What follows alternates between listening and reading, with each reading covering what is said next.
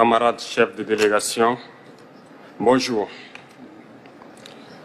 C'est un honneur pour moi ce matin donc, de prendre la parole ici et de vous passer donc, le salut fraternel du peuple du pays des hommes intègres. C'est aussi le lieu pour moi, avant tout propos, de rendre grâce à Dieu, Dieu Tout-Puissant qui nous a permis de nous réunir ici ce matin en bonne santé pour parler de l'avenir et du bien-être donc de nos peuples.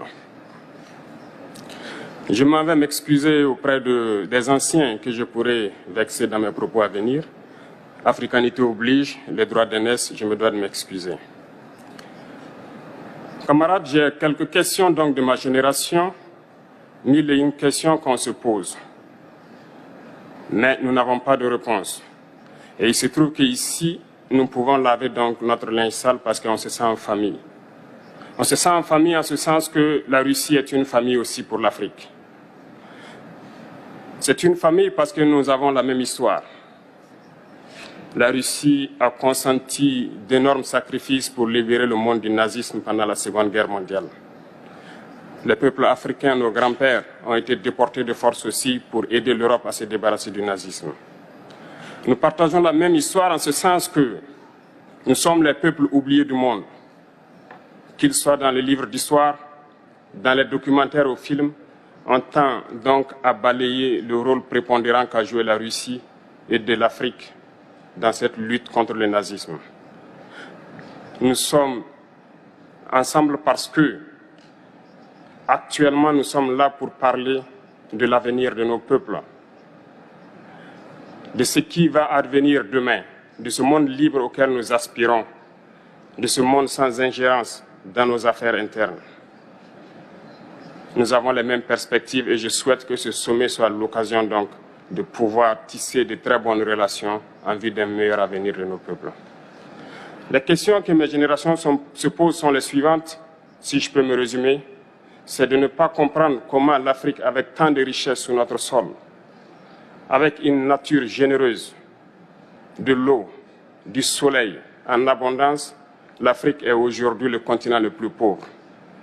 L'Afrique est un continent affamé. Et comment se fait-il que les chefs d'État traversent donc le monde à mendier? Voici des questions que nous nous posons et que nous n'avons pas de réponse jusque-là. Nous avons l'occasion de tisser de nouvelles relations. Et j'espère que ces relations puissent être les meilleures pour donner un meilleur avenir à nos peuples. Ma génération me charge aussi de dire que, par ce fait de pauvreté, ils sont obligés de traverser l'océan pour essayer de rallier l'Europe. Ils meurent dans l'océan. Mais que prochainement, ils n'iront pas traverser parce qu'ils viendront devant nos palais pour chercher leur pitance quotidienne. Pour ce qui concerne le Burkina Faso, aujourd'hui, nous sommes confrontés depuis plus de 8 ans à la forme de manifestation la plus barbare, la plus violente du néocolonialisme, de l'impérialisme. L'esclavage qu'on tend encore à nous imposer. Nos dévanciers nous ont bien appris une chose. L'esclave qui n'est pas capable d'assumer sa révolte ne mérite pas que l'on s'apitoie sur son sort. Nous ne nous apitoyons pas sur nos sorts, on ne demande pas que quelqu'un s'apitoie sur notre sort.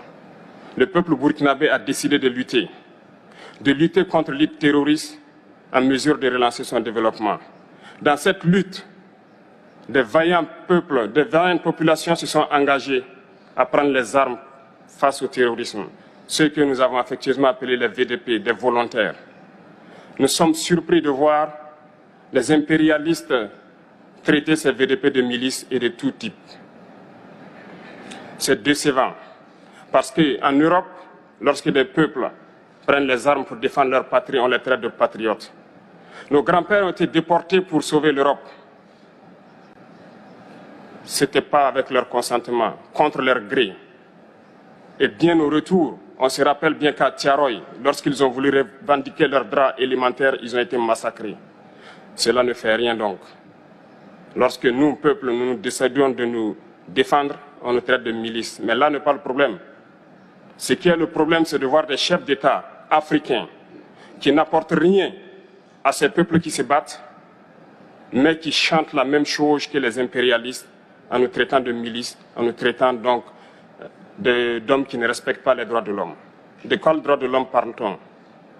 Nous nous offusquons contre cela et c'est honteux. Il faut que nous, chefs d'État africains, nous arrêtons de nous comporter donc en marionnettes qui dansent à chaque fois que les impérialistes tirent sur les ficelles. Hier, le président Vladimir Poutine a annoncé donc l'envoi de céréales en Afrique. Nous sommes bien contents. Nous lui disons merci pour cela. Mais aussi, c'est un message passé à nous, chefs d'État africains, parce qu'au prochain forum, nous ne devrons pas venir ici sans avoir assuré, pour ceux qui ne connaissent pas la guerre, l'autosuffisance alimentaire de nos peuples. Nous devons prendre l'expérience de ceux qui ont pu déjà atteindre cela en Afrique, tisser de bonnes relations ici et tisser de meilleures relations avec la Fédération de Russie pour pouvoir assouvir les besoins de nos populations. Je ne serai pas peut-être long, le temps imparti est très court. Nous sommes obligés de nous arrêter à un moment donné. Mais je voudrais terminer en disant que nous devons donc rendre hommage à nos peuples qui se battent. Gloire à nos peuples, dignité à nos peuples, victoire à nos peuples. La patrie ou la mort, nous vaincrons. Merci, camarades.